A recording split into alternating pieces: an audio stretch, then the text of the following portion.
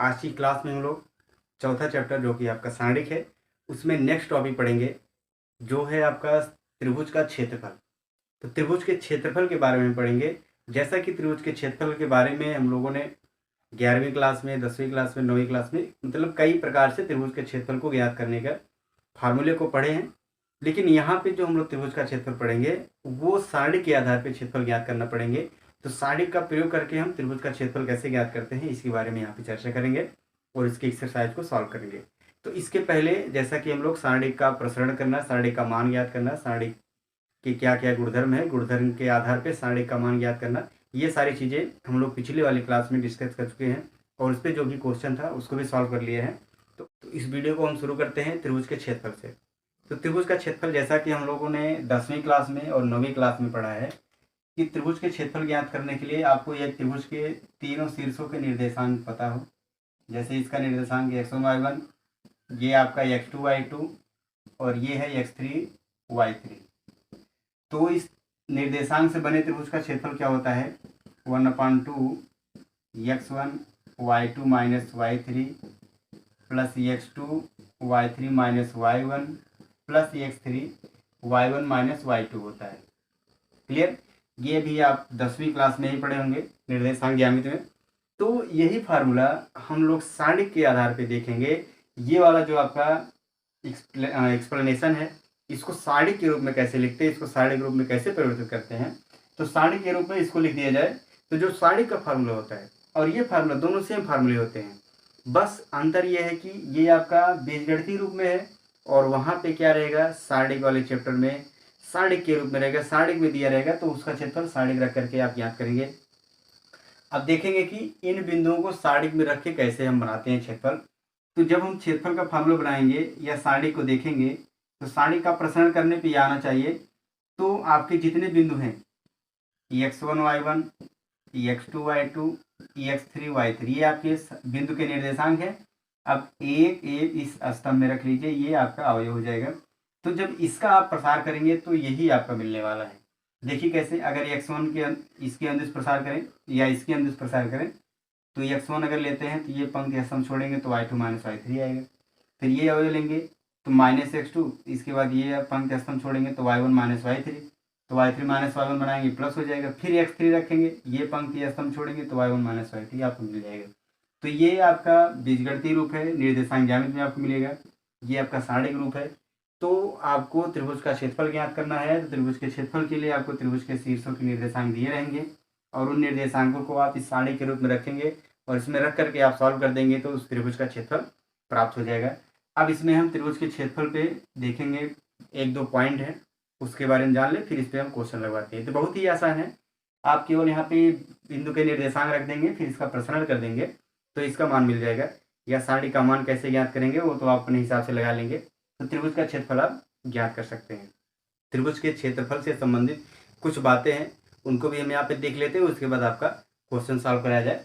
जैसे यहाँ पे देखो त्रिभुज का क्षेत्रफल यदि उसके बारे में बात किया जाए तो पहला पॉइंट ये आता है कि जब भी आप त्रिभुज का क्षेत्रफल ज्ञात करेंगे यदि इसका क्षेत्रफल ऋणात्मक आता है, ऋणात्मक यदि आ गया, ऋणात्मक आता है, यदि क्षेत्रफल क्या आता है ऋणात्मक आता है तो आप क्या लिखेंगे।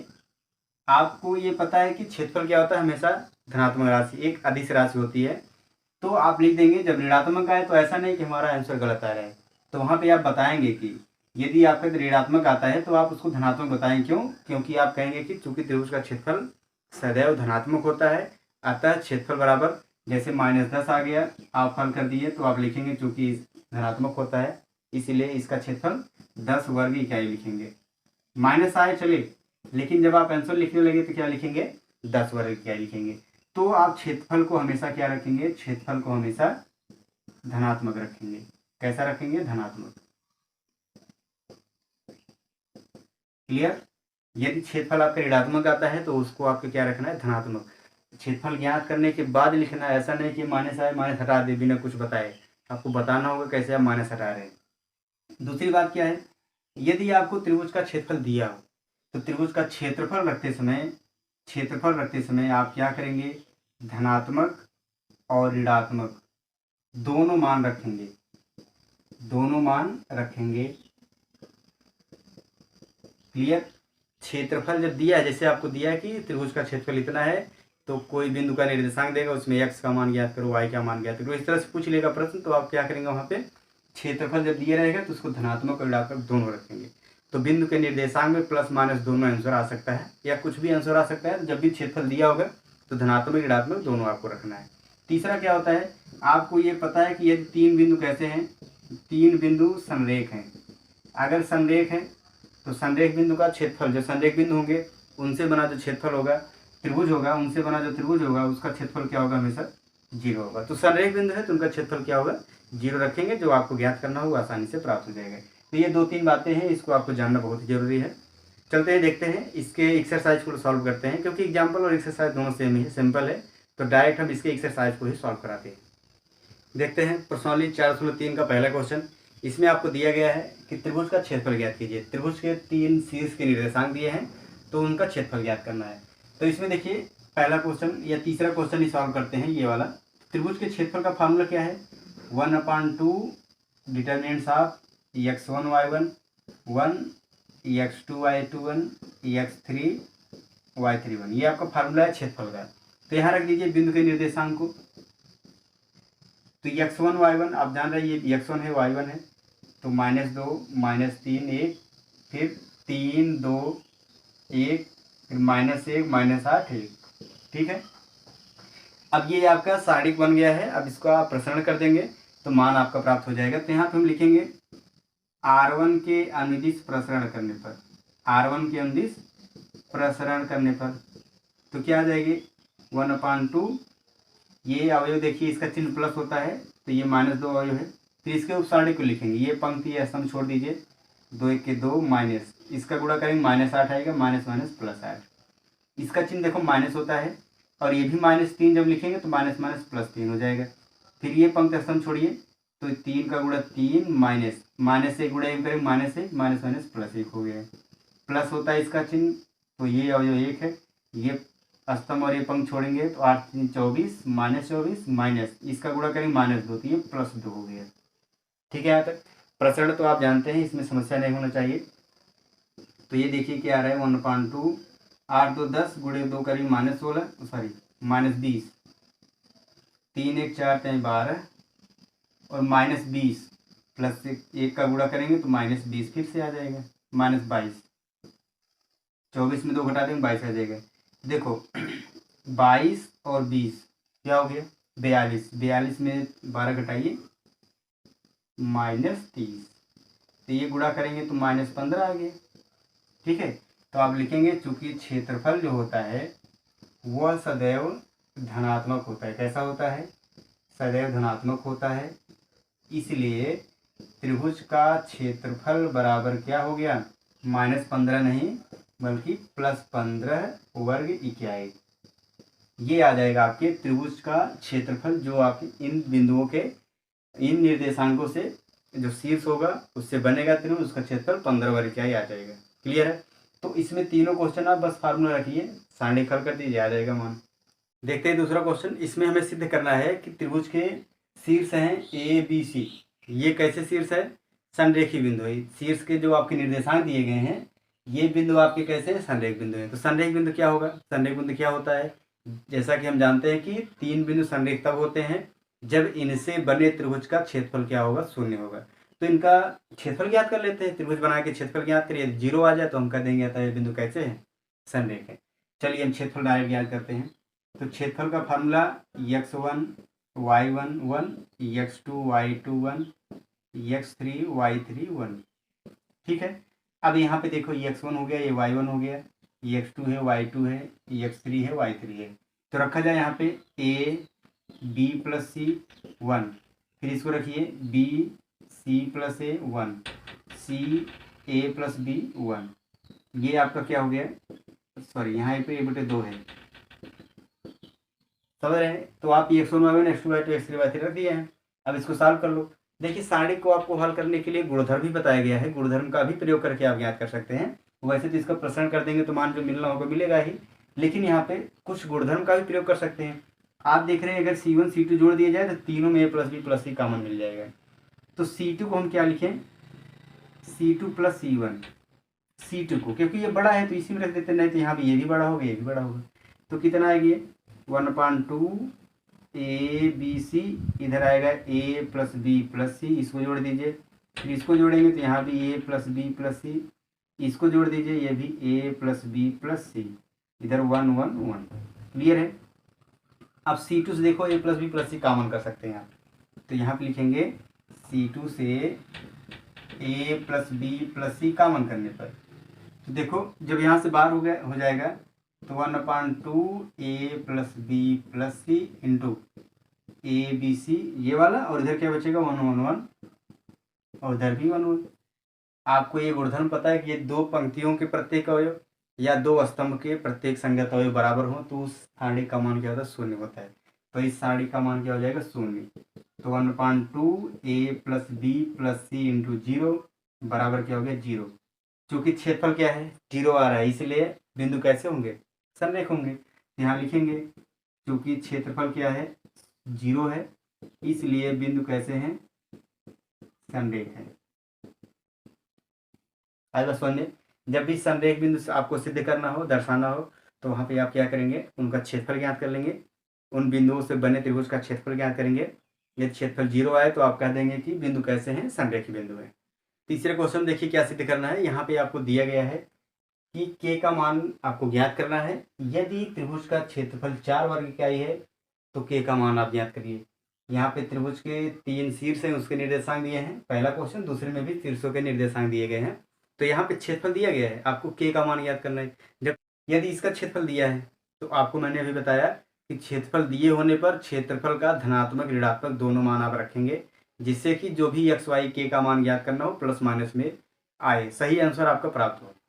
तो आप यहाँ पे देखो, अगर पहला क्वेश्चन हम करें तो क्षेत्रफल आपका दिया गया है, तो क्षेत्रफल का फार्मूला क्या है, x1 x2 x3 y1 y2 y3 और इधर 1 1 1। तो चूंकि क्षेत्रफल दिया गया है तो क्षेत्रफल आप प्लस माइनस 4 धनात्मक ऋणात्मक दोनों मान रखेंगे, ऐसा आपको बताया गया। बराबर क्या है 1/2 x1 y1, ये आपका k हो गया 0 फिर 1 4 0 फिर 1 और 0 2 1। ठीक, अब इसका प्रसारण कर लो, मान आप प्राप्त कर लेंगे। अच्छा, ये हो गया प्लस माइन, यहाँ प्रसारण किसके अनुदिश करेंगे, C2 के अनुदिश प्रसारण कर दो, C2 के अनुदिश प्रसारण कर देते हैं।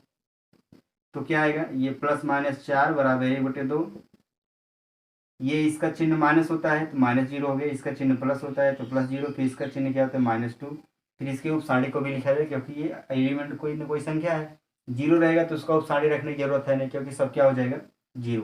तो ये पंक्ति और ये स्तंभ छोड़ दीजिए, तो इसका गुणा इधर हो गया k माइनस इसका गुणा इधर हो गया 4। ठीक है, तो ये देखो 4 2 इधर पक्षांतर कर दो, 2 चौके 8 हो गया, बराबर इधर क्या आएगा -2k + 8।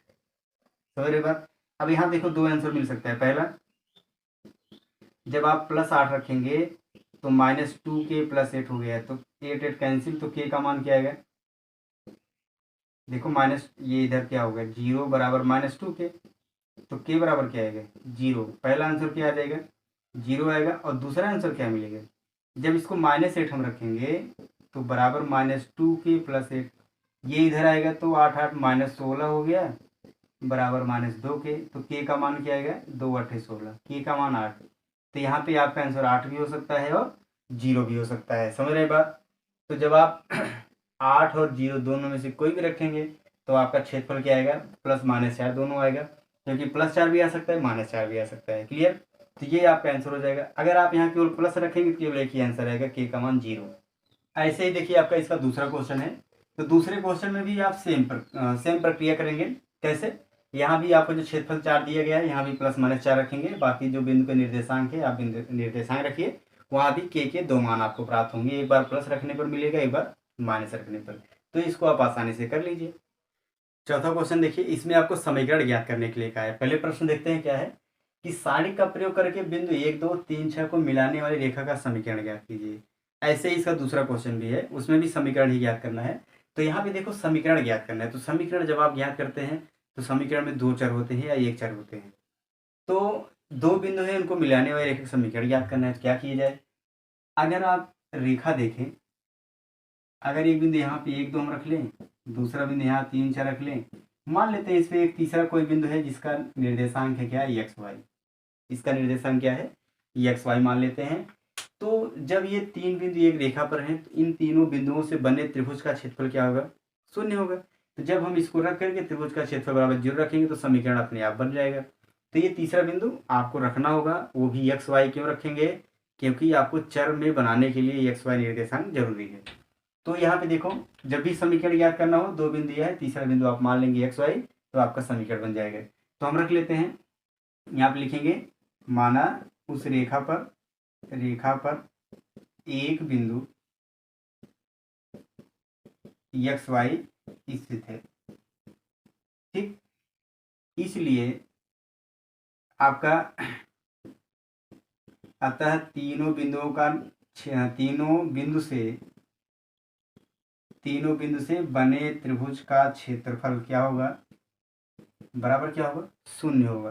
तो क्षेत्रफल का सूत्र रखो 1/2 और सारणिक का formula x1 y1 x2 y2 x3 y3 बराबर क्या है, क्षेत्रफल इसका 0 रखेंगे। क्यों, क्योंकि एक रेखा है, तो रेखा में त्रिभुज का क्षेत्रफल क्या होगा, 0 होगा। आप इस 2 को उधर पक्षांतर कर दो, नहीं तो यहीं पर रहने दो। ऐसे आप इसके निर्देशांक रखो, x1 y1 हो गया 1 2 1, ये हो गया 3 6 1। अब तीसरा बिंदु का निर्देशांक हम लिखेंगे एक्स वाई और 1। क्लियर, बराबर क्या है, 0। इसका प्रसरण कर दीजिए। प्रसरण कैसे करेंगे, आप R1 के अंदिश प्रसरण कर दीजिए। चलिए यहाँ करते हैं। तो यहाँ प्रसरण जब करेंगे, 1/2, ये आप पहला अवयव इसका चिन्ह प्लस होता है, ये पंक्ति अवयव स्तंभ छोड़ेंगे, तो 6 के 6 माइनस वाई, इसका चिन्ह माइनस होता है तो -2। ये पंक्ति ये स्तंभ छोड़ेंगे, 3 के 3 माइनस x के x, इसका चिन्ह प्लस है और ये अवयव 1 है। इस पंक्ति इस स्तंभ को छोड़िए, 3y minus 6x, 3y minus 6x बराबर क्या है, 0। इस 2 को आप इधर पक्षांतर कर दो तो 0 हो जाए गुणा होके।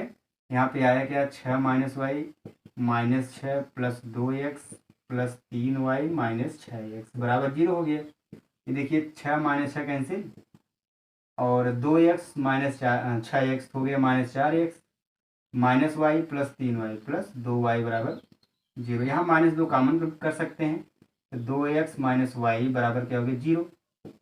तो 2x माइनस वाई बराबर क्या आ जाएगा, 0। ये आप हो जाएगा बिंदुओं को मिलाने वाली रेखा का समीकरण। आप इसको चेक भी कर सकते हैं हमारा आंसर सही है कि नहीं सही है। आपके 2 बिंदु है 1 2, इस बिंदु को समीकरण रखिए, देखिए समीकरण संतुष्ट होता है कि नहीं। 1 2 रखेंगे तो 1 2 माइनस 2 0, 3 4 रखो, 3 दूना 6 माइनस 6 0, इसका मतलब आपका आंसर क्या है, सही है। ऐसे ही इसका दूसरा क्वेश्चन है जिसमें 2 बिंदुओं को मिलाने वाली रेखा का समीकरण याद करना है। तो तीसरा बिंदु आप एक्स वाई मानेंगे और त्रिभुज का क्षेत्रफल 0 रख के हल कर देंगे तो आपका समीकरण प्राप्त हो जाएगा। देखिए इसका लास्ट क्वेश्चन है, इसमें आपको 3 बिंदु के निर्देशांक दिए हैं और इससे बनने वाले त्रिभुज का क्षेत्रफल 35 वाले क्या दिया है, तो के का मान पूछ रहा है। तो जब आपको क्षेत्रफल दिया है तो आपको बताया गया कि क्षेत्रफल आप हमेशा प्लस माइनस में दोनों में रखेंगे। तो क्षेत्रफल का सूत्र क्या है, 1/2 x1 x2 x3 y1 y2 y3 और 1 1 1, ये आपका फार्मूला हो जाएगा। अब क्षेत्रफल क्या दिया है, 35, तो यहाँ पे प्लस माइनस 35 दोनों रखेंगे, बराबर 1/2, और इनके एलिमेंट को रख लीजिए 2 माइनस 6 1 5 4 1 के 4 1। ठीक, देखो 2 पक्षांतर करेंगे इधर तो क्या हो जाएगा, 35 दूना 70 हो जाएगा, आपका प्लस माइनस 70 हो गया। और इसका प्रसरण कर दो R1 के अंदिश, R1 के अंदिश क्या कर दें, प्रसरण करने पर, जब प्रसरण करेंगे इसका चिन्ह प्लस होता है 2, और ये पंक्ति स्तंभ छोड़ेंगे, 4 के 4 माइनस 4 0 हो जाएगा, इसका चिन्ह माइनस होता है तो माइनस, फिर ये एलिमेंट रखेंगे -6 प्लस 6 हो जाएगा, फिर ये पंक्ति स्तंभ छोड़िए तो 5 माइनस के, फिर इसका चिन्ह +1, फिर ये पंक्ति और ये स्तंभ छोड़ेंगे तो 5 चौके 20 माइनस 4 के। अब इसको हल कर लिया जाए तो ये प्लस माइनस 70 हो गया और ये तो 0 हो जाएगा, 6 5 30 माइनस 6 के, ये होगा प्लस 20 माइनस 4 के, तो ये कितना आ गया, प्लस माइनस 70 बराबर 20 और 30 50, और ये हो गया -10 के। ठीक है, तो इसको जब आप पक्षांतर कर दोगे तो कितना आ जाएगा, इसको इधर कर दो, +-70 और -50 बराबर -10 के। इसके दो आंसर, कौन सा? एक बार पहले आप इसको प्लस रखिए, तब देखिए कितना आता है। ये कितना आएगा? 20 बराबर -10 के। तो के बराबर क्या आएगा? -2। ठीक है। दूसरा जब आप -70 रखेंगे तो -50 बराबर -10 के। 70 और 50 क्या आएगा? -120। तो के बराबर कितना आ जाएगा? 12 दाम में 120। तो इसके दो आंसर होंगे, के बराबर -2, के बराबर 12। तो इसका चौथा ऑप्शन आपका सही हो जाएगा। क्लियर? अगर आप केवल 35 रख रहे हैं, +35 रख रहे हैं क्षेत्रफल, तो समझ लीजिए केवल एक आंसर मिलेगा, ये मिलेगा या तो ये मिलेगा। इसलिए आप ध्यान से इसको रखेंगे, जब भी क्षेत्रफल दिया हो तो आप प्लस माइनस दोनों वैल्यू रखेंगे।